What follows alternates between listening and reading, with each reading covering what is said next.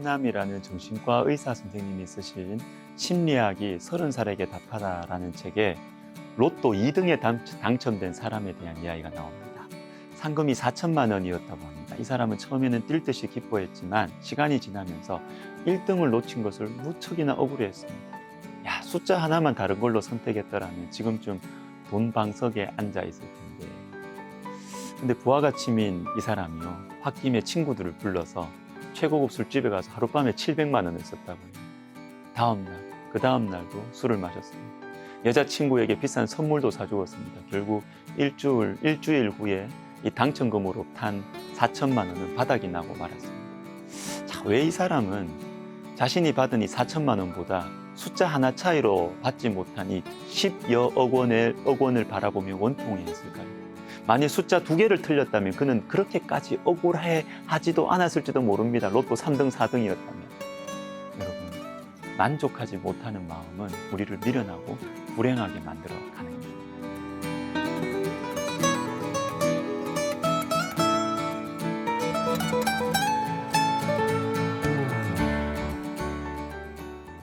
잠언 30장 15절과 16절에는 인생의 미련한 모습을 보여주는 말씀이 나옵니다. 거머리에게는 2딸이 있어 다오다오 하느니라.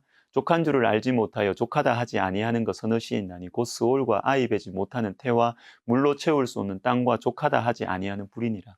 자, 여기에 나오는 것들의 공통점이 반복되고 있습니다. 족하다 하지 아니한다. 만족을 모르는 인간의 모습. 여러분, 미국 대통령 링컨, 하루는 이 링컨의 이 어린 2 아들 사이에 싸움이 벌어졌어요. 그 싸움 소리가 얼마나 컸던지 이웃집 담장을 넘어설 정도였습니다. 그 이웃집 아줌마가 무슨 큰 일이라도 벌어진 줄 알고 달려와서 물었대요. 아니, 집안에 무슨 일이라도 생겼습니까? 그러자 링컨은 너털 웃음을 웃으면서 이렇게 대답했다고 합니다. 걱정하실 필요 없습니다. 인류의 보편적인 문제가 발생했을 뿐입니다. 도대체 무슨 일인데요?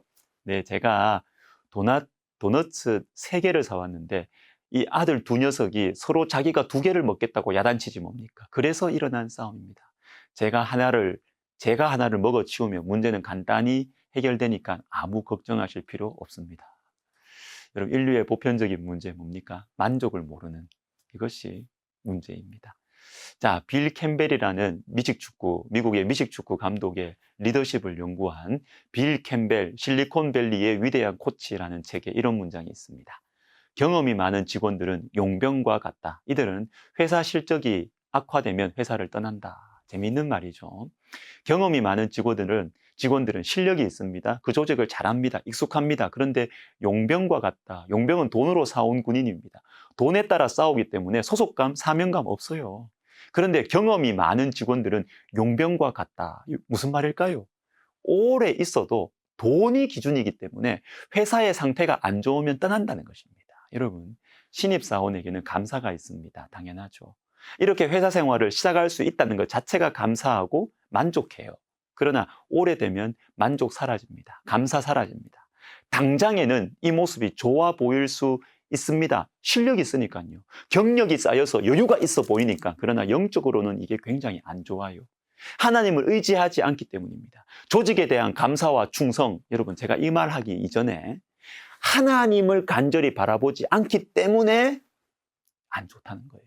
하나님을 향한 감사, 만족, 약해지기 때문입니다. 하나님께서는 빌립보서 4장에서 이 만족에 관한 중요한 말씀을 해주십니다.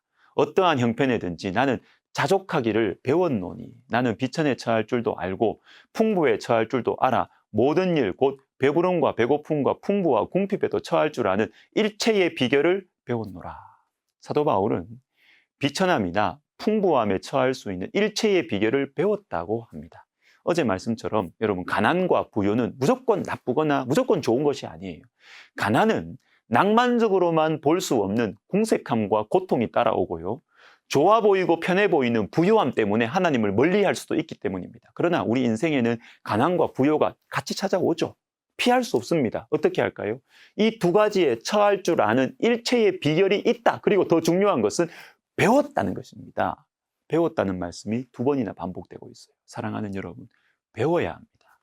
타고난 인격으로 가난을 넉넉하게 받아들일 수 없고요. 타고난 인격으로 부유함의 함정을 피할 수 없습니다. 배워야 합니다. 어떻게 배웁니까? 옥중서 시인이 이 빌립보서의 핵심 주제가 기뻐하라, 주 안에서 기뻐하라입니다. 감옥에서도 예수 안에서 기뻐하는 것, 예수님과의 교제, 예수님과의 관계, 바로 여기에서 만족하지 못하는 우리의 마음이 고요해질 수 있습니다. 한 가지 더 간단하게 보겠습니다. 잠언 30장은 이런 말씀으로 마무리되어 32절, 33절인데 32절 먼저 읽어드리겠습니다. 만일 내가 미련하여 스스로 높은 채 하였거나 혹 악한 일을 도모하였거든 내 손으로 입을 막으라. 내 손으로 입을 막으라. 무슨 말입니까? 이제까지 미련해가지고 스스로 높은 채 하면서 그리고 악한 일을 도모하면서 지금까지 살아왔다 해도 지금이라도 그 교만한 입을 막으라는 것입니다.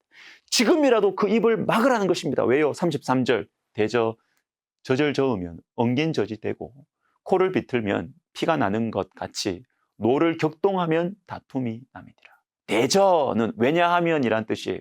지금이라도 교만하고 악한 입을 막으라. 왜냐하면 젖을 계속 저으면 엉기게 되고 즉 굳어지게 되고 코를 계속 비틀면 피가 나는 것 같이 언젠가는 문제가 생긴다는 것입니다. 지금 당장은 아무 문제가 안 일어나는 것 같아도 내가 예상치 못한 시간에 언젠가는 문제가 생긴다. 내 손으로 입을 막아라. 여러분, 이 말씀은 우리를 향하신 하나님의 사랑입니다. 사랑하는 여러분, 지금이라도 입을 막으십시오. 교만과 악한 것을 말하는 그 입을 막고 그 대신 하나님의 말씀으로 마음을 채우십시오. 하나님과의 깊은 관계를 추구하십시오. 그렇게 할 때 참된 만족이 찾아올 것입니다. 기도하겠습니다. 하나님 아버지, 만족하는 축복을 허락하여 주시옵소서.